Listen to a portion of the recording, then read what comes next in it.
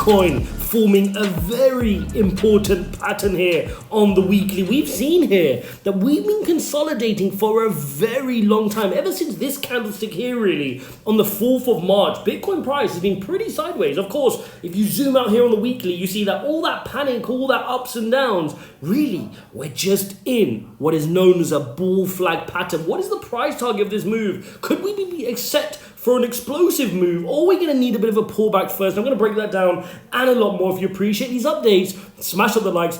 Do not forget subscribe. If you actively want to trade altcoins, guys, not just about talking, it's about actively trading, you can join us in our Telegram community, ijazcrypto.com/TG, where I've delivered over 200% spot results in a single month last month. No messing around inside there. So first and foremost, let's take a look here at the traditional markets, because we've got a little bit of a risk-off day today. So Tesla missed their earnings, Alphabet also. That's dragging the market down a little bit here on the NASDAQ. Remember, typically crypto and the NASDAQ tend to be correlated. We spoke a couple of days ago about the big rotation we're seeing. We're seeing money start to rotate away from some of these common picks like Tesla and Alphabet and Nvidia, which did so well when rates were being picked up. The now market's starting to rotate into different plays, and we're now looking to see whether Bitcoin can be a big beneficiary of that rotation, because over the last 2 weeks we've seen that 9% on the week previously. The week we just had 12%, right? So big couple of weeks here on Bitcoin. No doubt to open up this week, we're down about 2%, but that's normal. A cooling off after a 9% and a 12% week. It's not too shabby whatsoever. And of course, markets are looking towards GDP figures, but also that core PCE inflation figure, which we get later on in the week. That's on Friday. The reason that's important, again, just to reiterate, guys, is the Fed love that figure. They use that PCE inflation figure to determine when we're going to get a rate cut, when we're going to get a pause. And as you can see, markets in the July meeting, just to reiterate, the meeting we get a week from now, this Wednesday next week, markets don't expect a rate cut there. But once that meeting's out of the way, the September the 18th meeting is where markets have firmly said we're going to get a rate cut. And in fact, you're even seeing an edge case here of 10% of the market, so which is not insignificant. Expecting 2 rate cuts, which is like a big 50 basis point rate cut, which could be really surprising. Now, do I think that's going to happen? No. I think we're in this camp, right? In this 90% camp where we'll get 1 rate cut. The situation for you to get 2 would be that inflation would have to really come down. You know, the jobs figures would have to really come down in order for the Fed to go, hang on, we need to do 50 basis points. I don't think that's the case. And I think if we did get a 50 basis points, that would have a negative effect on markets, because they can be like, hey, Fed, why are you panicking? Like, I thought you had this under control. So what we want is September the 18th, a nice rate cut, and maybe then deliver another one in the following month, right? And that's the majorative case here right now. That's what most market participants and investors are expecting. So I will give you guys updates on those inflation figures, on the GDP figures in our Telegram group and in these videos as well. So make sure you are subscribed if you want the latest data and market insights.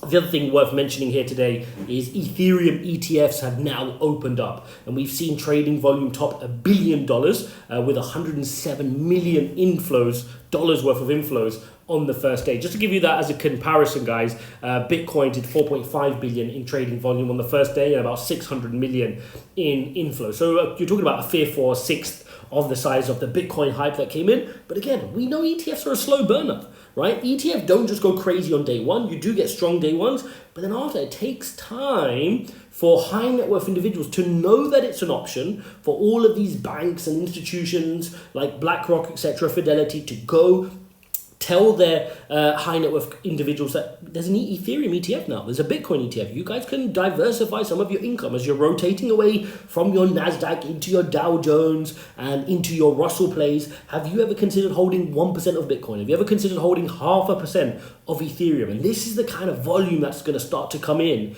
to crypto. Because look, let's face it, you and I as average retail investors, as we're called, we can put our life savings into crypto. It's not going to move the needle that much. But when these big boys start going, you know what, I don't even believe in Bitcoin and Ethereum. I just want to put 1%, 2%, just as an insurance policy in case I read this wrong. That's where you're going to start to see how scarce these assets are, and that's where you'll start to see these price points really starting to be smashed on Bitcoin and cryptos. Of course, altcoin season, we're pausing right now, right? We're starting to see kind of greed come back into the market a little bit, which is great, but we're looking strictly to Bitcoin for guidance right now. That's what we need, because Bitcoin's in this consolidation phase. Once we can clear this pattern, retest the top line here, then we can start worrying about price targets up towards 90, up towards 100,000 here on Bitcoin. So for now, you can see it's a nice move here to the upside. Bitcoin moved into its EMA ribbon, bounced as we expected, but now we need to create a higher high, right? This bounce here is fine, but go create an all-time high on Bitcoin. If you can't create an all-time high, then you're following this downtrend, which is not good. We don't want to keep downtrending, downtrending, downtrending, downtrending. Eventually, the bears will take control and flip in this EMA ribbon and start to push us down. So we don't want lower highs and lower lows like we've got here. We need to break out of this pattern.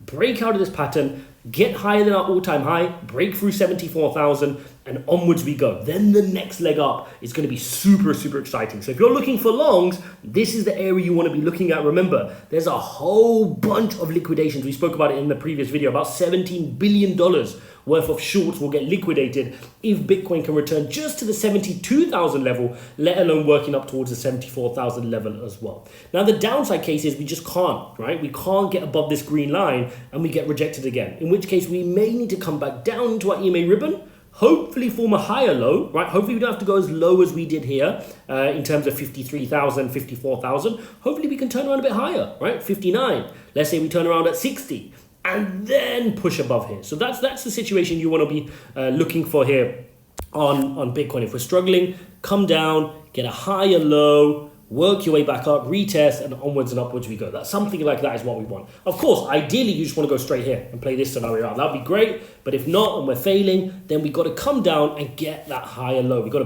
to work on one here. We can't just go straight back down below 54 again. That's a worrying trend. We don't want this action here. That's downtrending. That's losing our strength here in the charts, and that's exactly what we don't want to be doing here in this market. So still an exciting time, a nice consolidation period. And historically, these consolidation periods are where you rotate your portfolios, right? Where you decide to make sure that your portfolio is looking the way you want it to look, right? And that's all you can do as an investor now.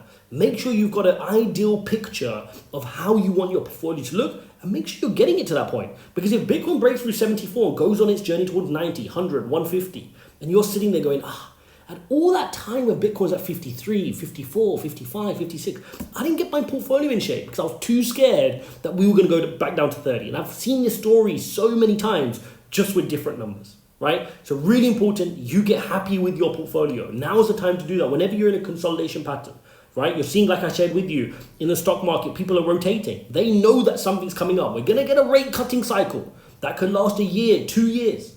I want to make sure I've got the portfolio that I want going into that. And the other thing, which is really useful in consolidations, is active trading. Again, not everybody can active trade, but if you want to learn to trade, you can message me in Telegram, ijazcrypto.com/TG, and see how I trade altcoins, because volatility is your best friend when it comes to trading. These ups and downs in these patterns are perfect for you to take strategic spot trades as we do in our group. Hopefully you enjoyed this update, guys. If you appreciate the type of content, smash up the likes. Do not forget to subscribe, and I'll see you in the next one.